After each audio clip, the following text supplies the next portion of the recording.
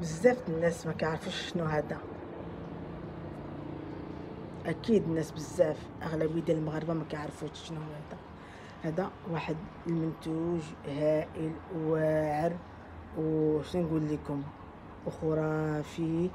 كيستعملوه الناس اللي كيشخروا، الناس بحالي اللي كانوا كيشخروا، الناس اللي كينعسوا مع الليل وكيحلوا فمهم وكيتنفسوا من فمهم،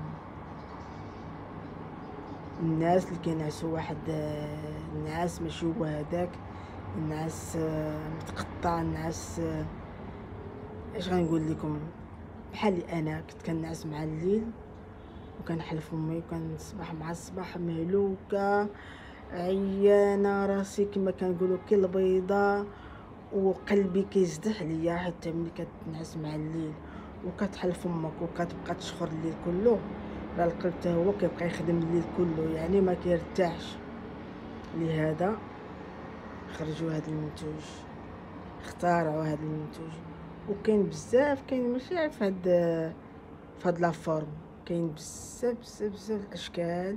كاين ديال النيف، انايا ما قدرش هي ديال النيف، انا استعمل ديال الفم واعر، وغادي نوريكم كيفيه الاستعمال، وحتى الناس اللي ما خصهمش يستعملوه، ونبقاو معايا حتى الاخر.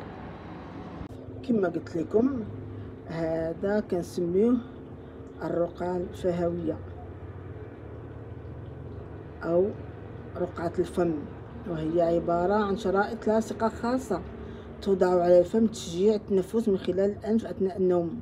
ياك كنتمنى نكون واضحة وضوح الشمس في نهار جميل.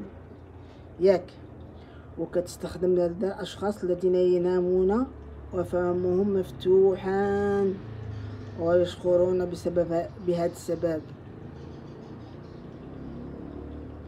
تعليمات الاستخدام ان شاء الله معلي نوريكم طريقه الاستخدام. هو سهل، كتنظفوا حول الشفاه وسميتو كنحيدو هذيك الحمايه اللاصقه وكنوضعوه على هاد سميتو هاد الرقعه عموديا او افقيا حسب الاشكال. مهم. وفي الصباح كتحيدوها ساهله، ما باش تحيدي السخط اللي كتحيدها بشويه الماء.